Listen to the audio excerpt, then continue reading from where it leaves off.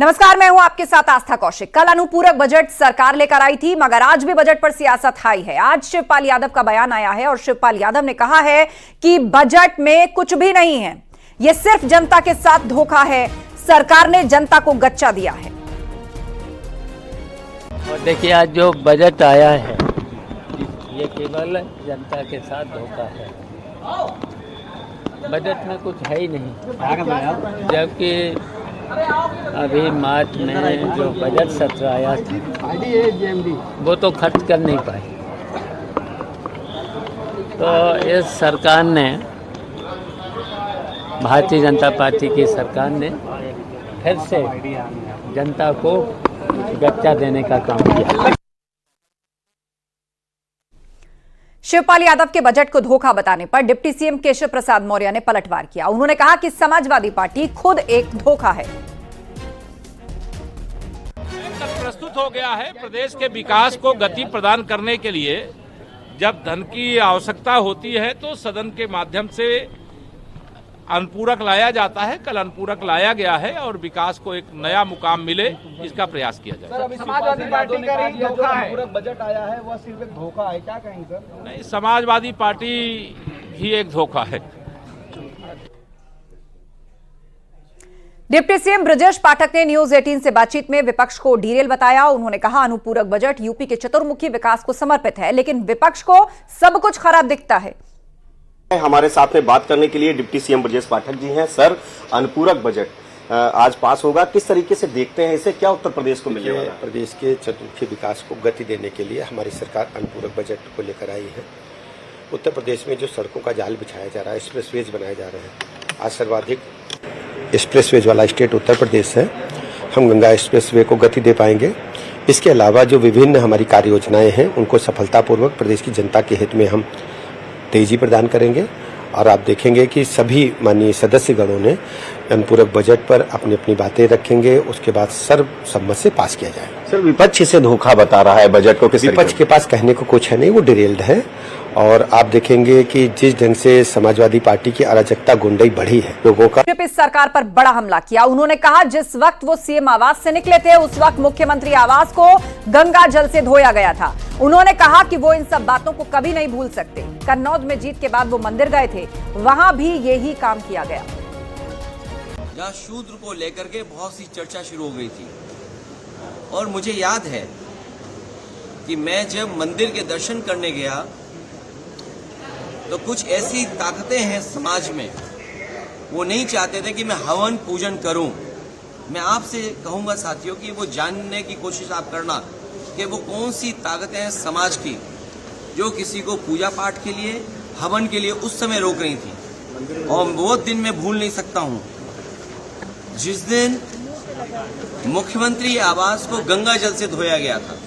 मुझे कोई आज समझा दे, कोई जागरूक समझदार इंसान मुझे समझा दे कि किसी मुख्यमंत्री के घर को गंगा जल से कैसे साफ किया जा सकता है। मैंने लोकसभा के चुनाव में मैनपुरी में देखा कि बहुत सारे लोगों ने प्रतिमा को धोया था। सीएम योगी ने विधान परिषद में लाल बिहारी जी को नेता विरोधी दल बनाने पर बधाई देते हुए चुटकी भी ली। माननीय लाल बिहारी जी को नेता विरोधी दल बनने के लिए बधाई देता हूं।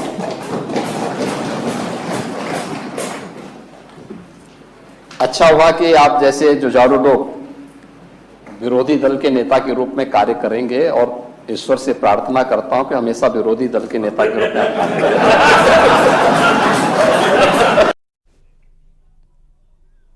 उधर विधान परिषद में पेंशन को लेकर जानकारी देते हुए मुख्यमंत्री ने एसपी और बीएसपी सरकारों पर निशाना साधा। उन्होंने कहा पिछली सरकारों में कर्मचारियों के अकाउंट तक नहीं खोले गए।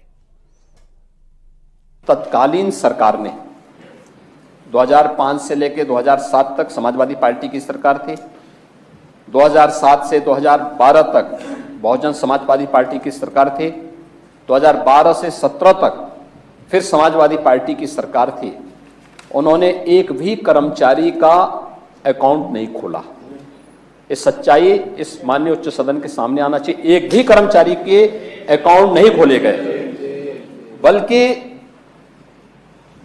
जब 2018 में हमारे संज्ञान में बात आई थी, हमारी सरकार 17 में आ गई थी, लेकिन 2018 में मेरे संज्ञान में इस बात को आई थी, तो मैंने तत्कालीन फाइनेंस सेक्रेटरी की अध्यक्षता में एक कमेटी गठित की थी।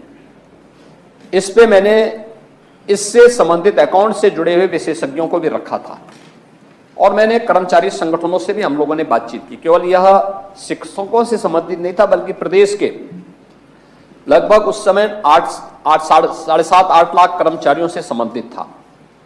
उन सभी कर्मचारियों से संबंधित ये मुद्दा था और फिर ये व्यवस्था हुई कि लास्ट पे जो ड्रॉ होगी उसका 50% देने के लिए आवश्यक होगा कि सरकार अपना शेयर थोड़ा और बढ़ा दे, और उस शेयर को बढ़ाएगी तो अगर कर्मचारी भी अपना शेयर देता है और स्टेट गवर्नमेंट भी अपना शेयर समय पे जमा करती है और एक उस पैसे को संबंधित कर्मचारी जो एनपीएस से आच्छादित है वह किसी स्कीम के साथ जोड़ता है, तो रिटायरमेंट के बाद वह लास्ट पे ड्रॉ होने की 60% से ऊपर उसको पेंशन की सुविधा प्राप्त हो सकती है।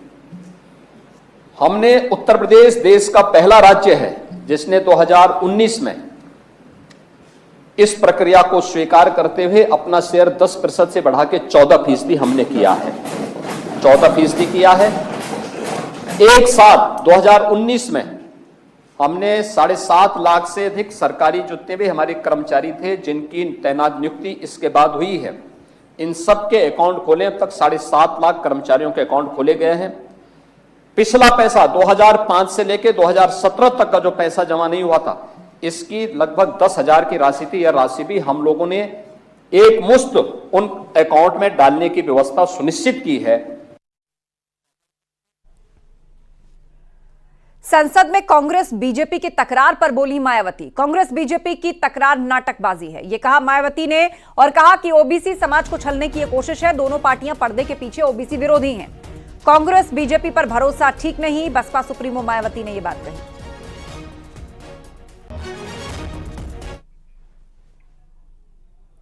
और आजम खान से जुड़ी बड़ी खबर आ रही है। जेल में बंद आजम खान पर कोर्ट आज सुना सकता है फैसला। डूंगरपुर प्रकरण के एक और मामले में फैसला आ सकता है। दोनों पक्षों की बहस पूरी हो चुकी है। 2019 में दर्ज हुआ था आजम खान समेत 6 लोगों पर मुकदमा। थानागंज में दर्ज हुए थे डूंगरपुर मामले के 12 मुकदमे और 12 में से 5 मुकदमों की पहले सुनवाई हो चुकी है, जिन पर फैसला आ चुका है। एमपी एमएलए कोर्ट में यह मामला चल रहा है, जिस पर आज कोर्ट अपना फैसला सुना सकता है। डूंगरपुर प्रकरण पर आज फैसला आ सकता है। आजम खान से जुड़ा यह केस जिस पर सुनवाई पूरी हो चुकी है, एमपी एमएलए कोर्ट में यह पूरा मामला चल रहा है, जिस पर आज फैसला आने की उम्मीद की जा रही है। आजम खान से जुड़ी यह बड़ी खबर है।